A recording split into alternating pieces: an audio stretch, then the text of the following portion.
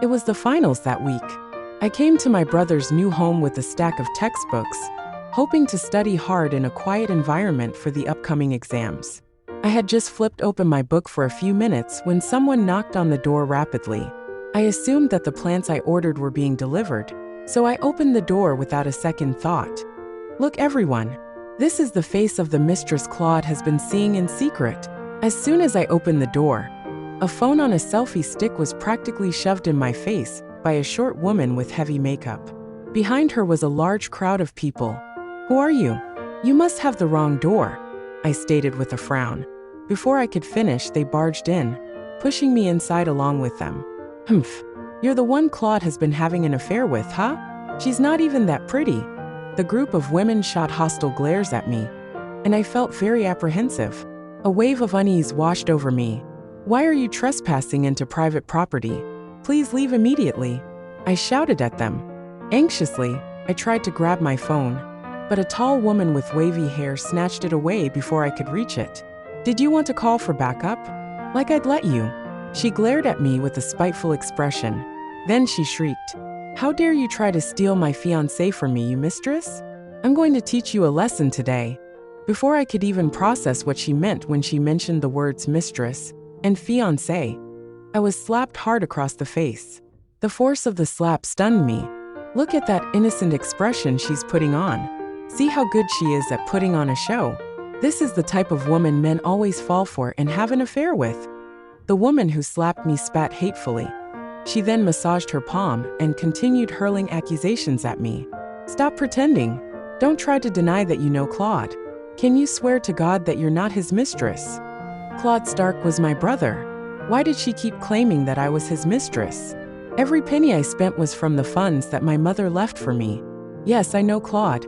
I'm his sister." I shot back angry ly.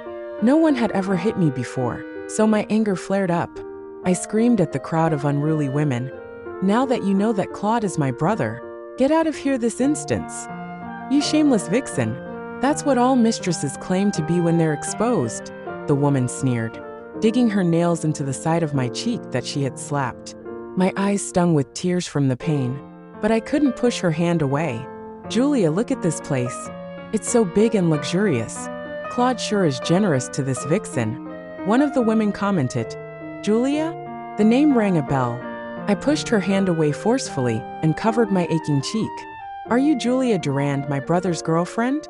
I asked. Upon hearing my words, the crowd grew even angrier. "You know Julia is Claude's girlfriend, yet you still chose to come between them. Look at this shameless piece of work, everyone," the short lady exclaimed, shoving her phone in my face again. I knew she was live streaming. In my anger, I knocked her phone to the ground. "Put away your phone. I'm not a mistress." "Julia." Before I could finish, the woman who was live streaming kicked me in the stomach. I stumbled and doubled over in pain. "I'm Claude's sister. I'm his real sister," I blurted, my voice strained with pain and anger as I clutched my stomach. Everyone froze and looked at Julia. "Does Claude have a sister?" Julia's face fell as she answered, "Yes, he does have a sister. Could we have made a mistake?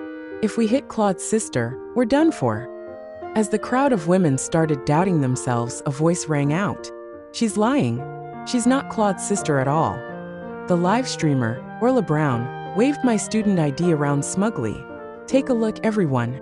The mistress is so cunning. Not only does she deny that she's a mistress after being caught, but she's also lying by claiming to be the guy's sister." She held my student ID up to the camera and said, "Her name is Sylvia Felton, and she's a sophomore at Avant Design Academy. How can you claim to be Claude Stark's sister when you don't even have the same last name?" I panicked because she was exposing my personal information online by blatantly showing the internet my student ID.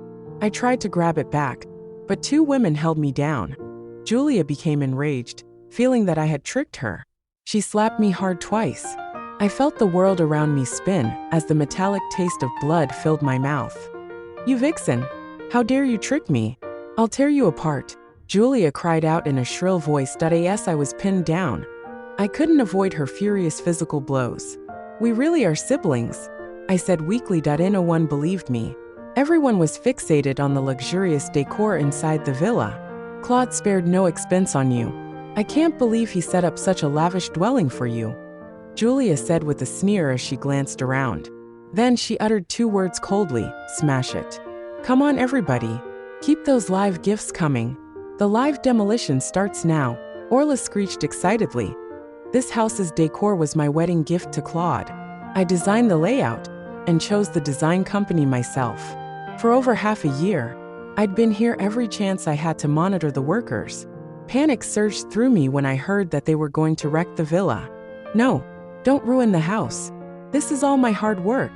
I struggled fiercely against the 2 women pinning me down. I clawed at them, leaving several gashes on their arms. They cursed as they tightened their grip.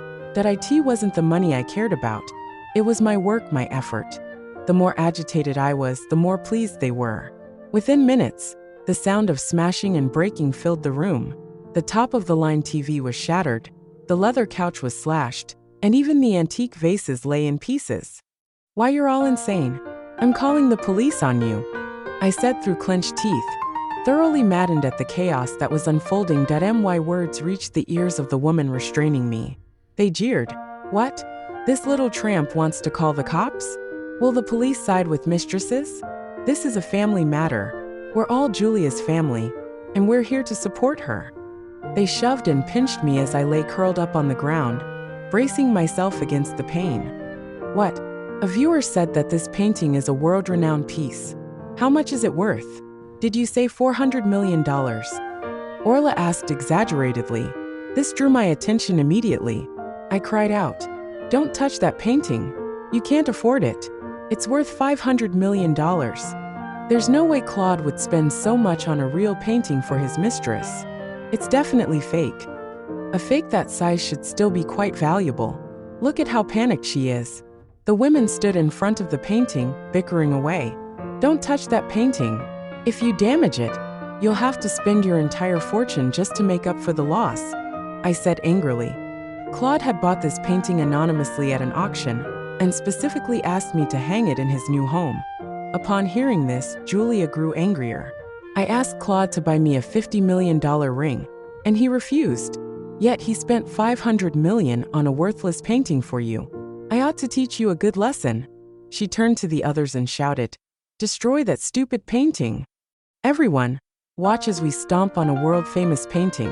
Isn't this exciting?" Orla yelled in excitement. They took down the painting and tore off the frame. With their dirty feet, they trampled all over Claude's treasured masterpiece. That I silently prayed and hoped that the art restorer would be able to repair the damage they had inflicted. "Get me a pair of scissors. Claude must have bought it for this tart as a token of their love.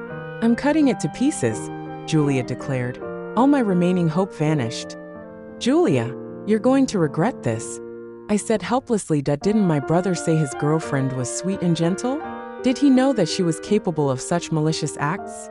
I watched in shock as the priceless painting was shredded to pieces. I felt numb all over. When Julia's gaze landed on the $8 million piano afterward, I shot her a glacial stare. She walked up to the piano, her gaze fixated on its glossy surface. Then, she ran her hand over a row of keys. The melodious sound of the piano echoed through the room. Julia's face contorted with fury as she came over to me.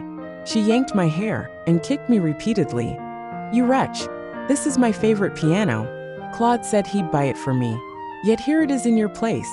Julia screamed. I fell to the ground again as her high heels dug into me. The only thing I could do was curl up in defense. I gritted my teeth, wondering what kind of look would appear on Julia's face once she knew she was destroying her new marital home and piano. Then again, she didn't need the house anymore. I vowed not to let her become a part of the Stark family. How do you like the act of the mistress being torn apart by the fiancé? It's very satisfying, isn't it? Remember this tramp's name, everyone, it's Sylvia Felton. Feel free to dig up her details. Orla said in her annoying voice that I thought I couldn't be humiliated any further. But then, they found my most treasured possession upstairs. "Julia, take a look at this. What is it?" When I saw them holding the velvet box, I forgot all my pain instantly. In fact, I was so panicked that my speech failed me. Julia opened the box, lifted the cover, and took out the glass trophy I usually handled with the utmost care. It says first prize for information science. What's so special about this cheap trophy? It's in such a fancy box. Let's smash it. Julia said that. I cried out. No, don't smash it. As Julia raised the trophy over her head to smash it, I ignored my pain and scrambled to my feet while shouting, "You can break anything else. Give that trophy back to me, please." My mom and dad had won this trophy together. It was the country's most prestigious award for scientific research. Due to differences in their academic pursuits and conflicting views on family and love, my parents divorced later on. My father took my brother and went into business. He took advantage of the booming economy to establish Stark Group. Meanwhile, my mom left with the trophy.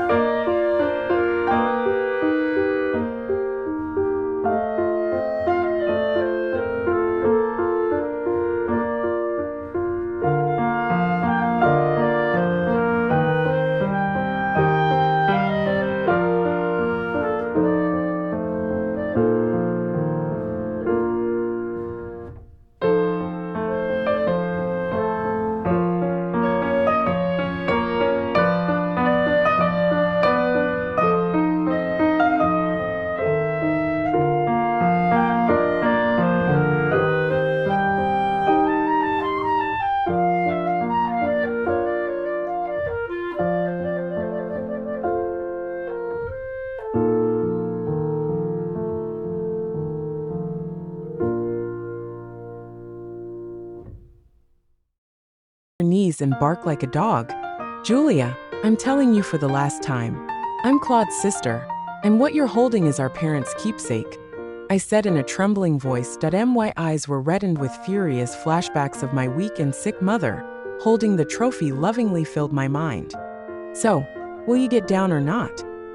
Julia looked at me arrogantly. I swallowed hard, suppressing the rage and heartbreak inside. Slowly, I got down on all fours for my mother's sake. Orla immediately turned her phone toward me. Look everyone, the mistress is on her knees. If you want to hear her bark like a dog, hit that follow and like button. Woof. Woof. I endured the humiliation, desperate to protect my mother's keepsake. The people around me burst out laughing. A crisp shattering sound suddenly rang out, causing my whole being to jolt like I'd been struck by lightning.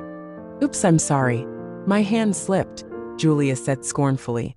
The ground was littered with shards of glass, and among them, I could still make out the words first prize. Julia looked at me with disdain.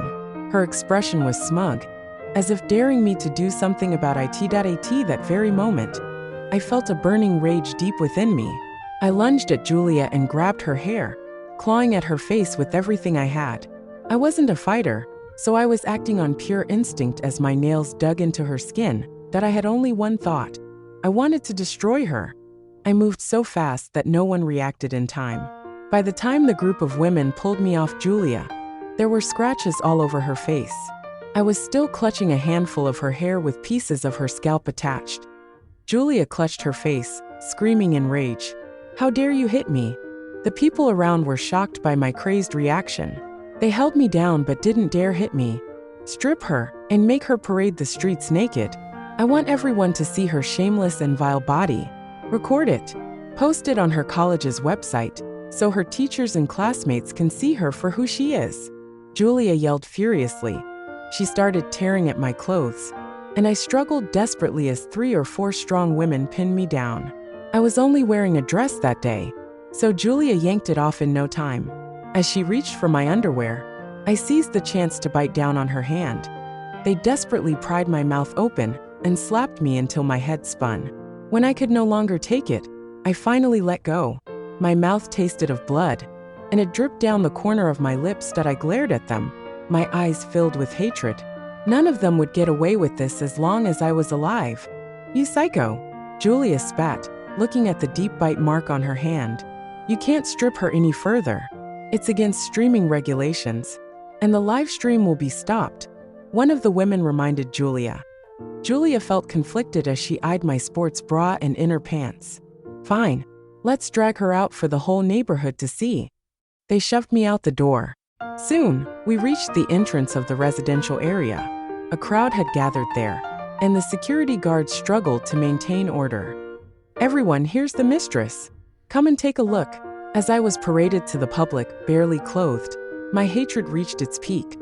The head security guard recognized me and ran over in a hurry, but someone else got there first. The moment Julia saw Claude, her expression changed. She spoke with a voice that sounded pitiful and carried a hint of a sob. You're here, Claude. Look how this brazen woman scratched my face. But before she could finish, Claude slapped her so hard that she tumbled to the floor. Have you lost your mind? How dare you do this to my sister? The crowd fell silent at Claude's outburst. They all stared at Julia in shock. Julia lay sprawled on the ground with blood trickling down at the corner of her mouth. Since her face was scratched and disheveled, she looked no better than me. Claude came over and kicked aside each of the women holding me.